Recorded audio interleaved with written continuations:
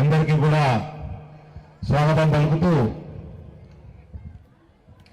మీరందరూ ఉండకోటేసారు మన అసెంబ్లీలో. సోదరికి బాగానే వేసారు, 50,000 దాకా ఓట్లు వేసిండ్రు.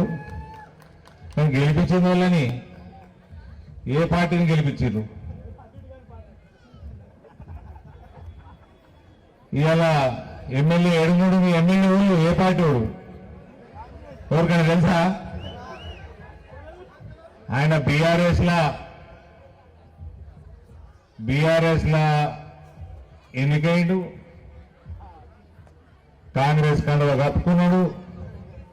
కాంగ్రెస్ కండువా కప్పుకున్నావా అంటే కప్పుకోలేదంటుండు. బీజేపీ ఎంపీ తోటి సన్నిహితంగా ఉంటాడు.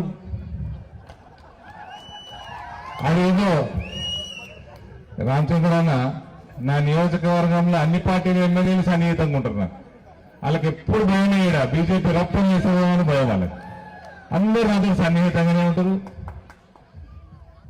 ఇప్పుడు 4వ తారీఖు తొండ వస్తున్నాడ, జాగ్రత్త మొగోళ్ళందరూ లాగులు తొండలు తీసుకుని వస్తాడు. ముఖ్యమంత్రి గారిని అడగండి, మీడియా మిత్రులు అందరూ మీకు దండం పెడతా. దయచేసి ముఖ్యమంత్రి అడగండి, మీ ఎమ్మెల్యే ఏ పార్టీ ముఖ్యమంత్రి అని చెప్తారా చూద్దాం. ఈ అయిపోయిందా నా చిక్కుముడి? ఇది ఆలోచించి నాకైతే మీ ఎమ్మెల్యే ఏ పార్టీలో తెలుస్తలేదు, ఉంటాడా లేదా కూడా తెలుస్తలేదు.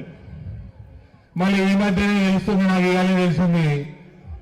మా సోదరుడు ఒక ఆయన డాక్టర్ చంద్రశేఖర్ గౌడ్ గారు కూడా నిలబడుతున్నారు కదా, ఆయన కూడా టికెట్ అడుగుతారు రేపు కాంగ్రెస్ పార్టీని. మీ ఎమ్మెల్యే కథ ఎట్టుకోనిగా, మీ ఎమ్మెల్యే మళ్ళీ బీఆర్ఎస్లో పోతారా?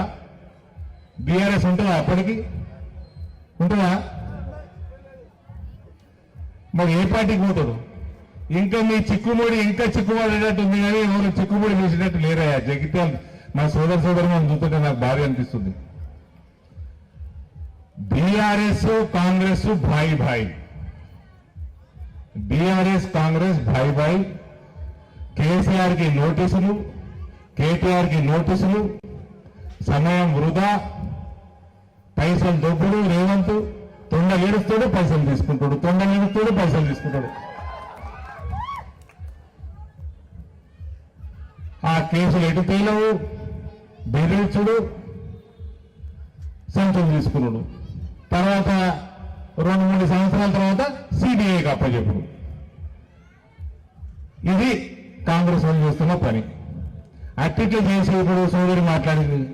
ఈ మధ్య మన దగ్గర మున్సిపాలిటీలు ఉన్నాయి, మన నియోజకవర్గంలో పార్లమెంట్లో అన్నిటికంటే ఎక్కువ నిధులు కేంద్రంకి వెళ్ళి వచ్చింది జగిత్యాలకు వచ్చింది. కానీ మా కర్మ ఏంటంటే మేము ఎంపీలను పోయి కొట్లాడి పైసలు తీయగలుగుతాం, కానీ అది వాటితో పని చేయించేది రాష్ట్ర ప్రభుత్వం. వీళ్ళు కమిషన్లు మింగుడికే సరిపోతున్నారు. కమిషన్లు మింగుడు అటు ఆ పార్టీలు ఉన్నప్పుడు కమిషన్లు మింగుడే, ఆ పార్టీలకు గెలిచి ఈ పార్టీలకు వచ్చి కమిషన్లు మింగుడే. ఇక్కడ పనులు మాత్రం ముందుకు సాగుతలేవు. డబ్బులు కేంద్రానికి వస్తున్నాయి. ఇంకా మున్సిపల్ చైర్మన్ ఉండే సోదరి శ్రావణి మున్సిపల్ చైర్మన్ ఉండే చాలా సంవత్సరం. ఆయనకు అన్ని ఐడియా ఉన్నాయి. ఈ డబుల్ బెడ్రూమ్ అన్న కేంద్ర ప్రభుత్వం ఉన్నాయి, అని నీళ్లు కూడా వస్తలేవా? నీళ్లు మూసుడా? కరెంటు లేదు, నీళ్లు మూసుడు. మళ్ళీ అది ఎవరు కట్టించదండి? ఇదే ఎమ్మెల్యే కట్టించదు. ఇప్పుడు ఇదే ఎమ్మెల్యే మళ్ళీ ప్రభుత్వం ఉన్న పార్టీలో ఉన్నాడు. మళ్ళా ఓటు అడుగుతానికి వస్తుంది. ఏ పార్టీకి ఓటు అడుగుతాడండి ఎమ్మెల్యే? తొండగుర్తుకా?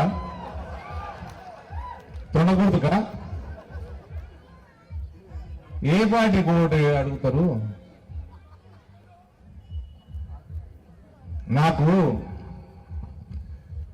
నేను ఏ పార్టీ జాయిన్ అయినా తమ్ముడు? నరేంద్ర మోడీ నాయకత్వంలో భారతీయ జనతా పార్టీ జాయిన్ అయ్యింది. నాకు కాంగ్రెస్ పార్టీ జాయిన్ కావాలంటే సోనియా గాంధీ నన్ను ఆహ్వానించదా? రాహుల్ గాంధీ, ప్రియాంక గాంధీ కాదు, సోనియా గాంధీ ఆహ్వానిస్తుంది. నాకు చాలా రెడ్ కార్పెట్ ఆహ్వానిస్తుంది, రెడ్ కార్పెట్ వేసి. కానీ పోయినామా? మనకు సిద్ధాంతం, మనకు చీము నెత్తురు, రక్తం మరుగుతుంది. కొన్ని విషయాలు అయితే దేశంలో జరుగుతూ ఉన్నాయో, కాశ్మీర్కి వెళ్ళి కన్యాకుమారి దాకా, ఇటు జగిత్యాలకు వెళ్ళి అటు బోధన్ దాకా కొన్ని విషయాలు హిందువుల మీద జరుగుతున్న అఘాయిత్యాలు గురించి వింటా ఉంటే రక్తం మరుగుతుంది. కాబట్టి మనిషి పుట్టినాం కాబట్టి భారతీయ జనతా పార్టీలో జాయిన్ అయ్యాను.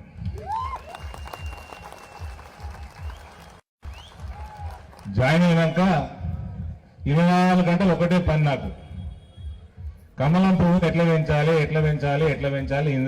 ఈ ఎక్సర్సైజ్ లో భాగంగా ఇగో ఈ సోదరిమణిని 9 నెలలు బతిమలాడితే ఆమెని మెచ్చుకుంటా, ఆమె డైనమిజంని మెచ్చుకుంటా, చిన్న వయసులో మున్సిపల్ చైర్మన్ అయి భారతీయ జనతా పార్టీ సిద్ధాంతము మేము మాట్లాడంగానే 2 సంవత్సరాలు ఇంకా టెన్యూర్ ఉండనా మీకు? 2 సంవత్సరాలు ఇంకా పదవీ కాలం ఉండగా రాజీనామా పత్రం పడేసి కాషాయం కోసం, హైందవ ధర్మాని కోసం నరేంద్ర మోడీ నాయకత్వాన్ని నమ్ముకొని భారతీయ జనతా పార్టీలోకి వచ్చి కష్టపడి పనిచేస్తా ఉంది, పార్టీని భరిస్తా ఉంది, రేయింబగలు పనిచేస్తా ఉంది. మీ అందరి ఆత్మీయుడు, ప్రియతమ నాయకుడు, అన్ని పార్టీలకు అతీతంగా మనమందరం గౌరవించే మనిషి, పెద్ద మనిషి జీవన్ రెడ్డి గారు. ఆయన